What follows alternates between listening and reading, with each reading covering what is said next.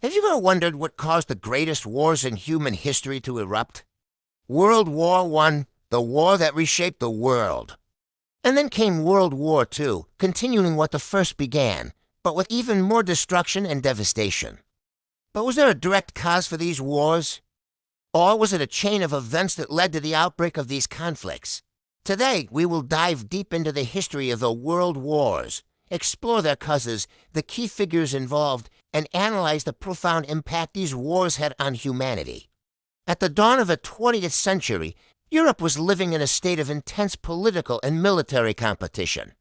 The great powers Britain, France, Germany, Russia, and the Austro-Hungarian Empire were vying for control over colonies and territories. But what sparked these wars? Political alliances at the time. The major powers had formed complex alliances to secure their interests, the Triple Alliance Germany, Austria, Hungary.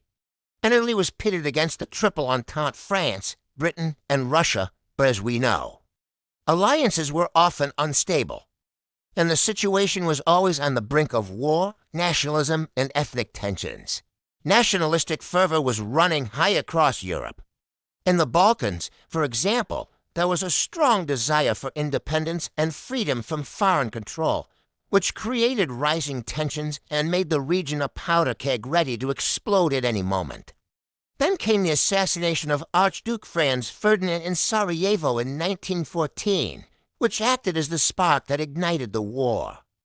The arms race and militarization. The great powers were in an intense arms race. Germany had developed a formidable military, while Britain continued to build its massive naval fleet. This was a dangerous balance of terror, where the escalation of military power only increased tensions.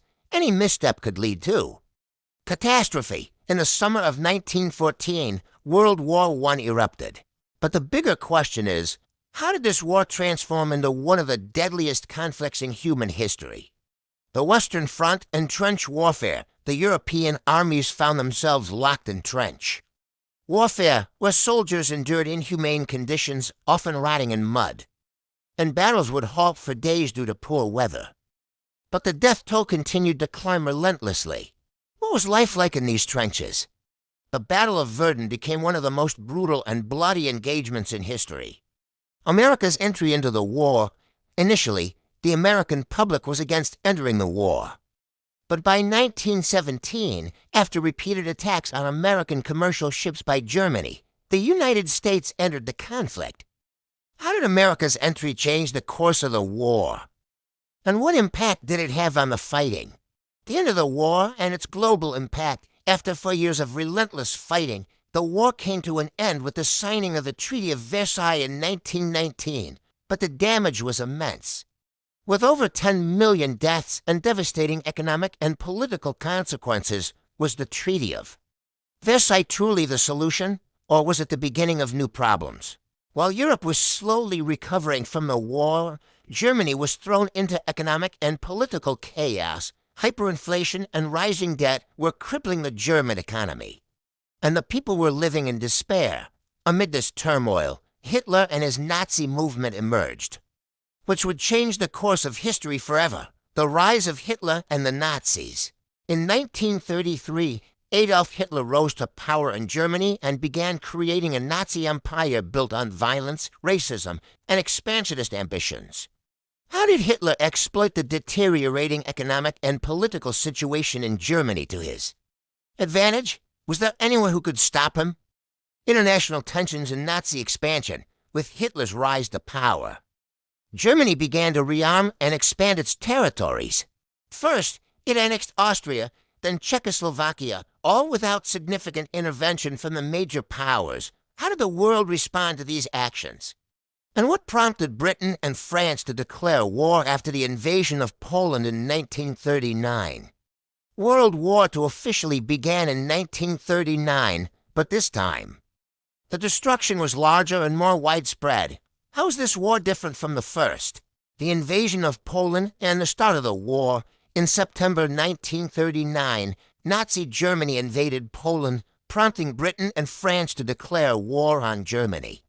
This invasion marked the beginning of a widespread conflict, which quickly spread throughout much of Europe. The Battle of Britain and the attack on the Soviet. Union. Despite Germany's military superiority, Britain held firm under the leadership of Winston Churchill, while Stalin faced the full force of the German assault on the Soviet Union. How did Britain manage to withstand the brutal German air campaign? And how did the Soviet Union cope with the massive invasion by Germany? America's entry and the global spread of war. After the surprise attack on Pearl Harbor in 1941, the United States entered the war, which shifted the military balance in favor of the Allies. How did America's involvement change the course of the war in both the Pacific and Europe? After 4 years of total destruction, World War II came to an end in 1945, but the world was forever changed. The attacks on Hiroshima and Nagasaki. On August 6th and 9th, 1945, the United States dropped the first atomic bombs on Hiroshima and Nagasaki, wiping out entire cities and killing hundreds of thousands. Was the use of nuclear weapons justified? Post-war peace agreements after the surrender of Germany and Japan, global leaders began to shape the future of the world. What were the results of the Yalta Conference and the Potsdam Conference? How did the world get divided into the Eastern Bloc and the Western Bloc? The aftermath of World War II and its global impact, the war left lasting scars on global politics and economics. How did World War II lead to the creation of the United Nations?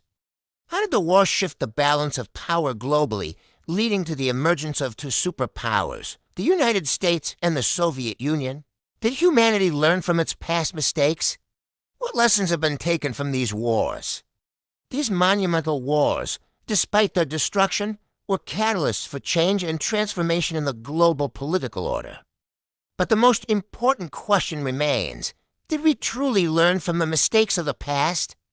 Are we ready today to ensure that such wars never happen again? Are we ready to fight for peace?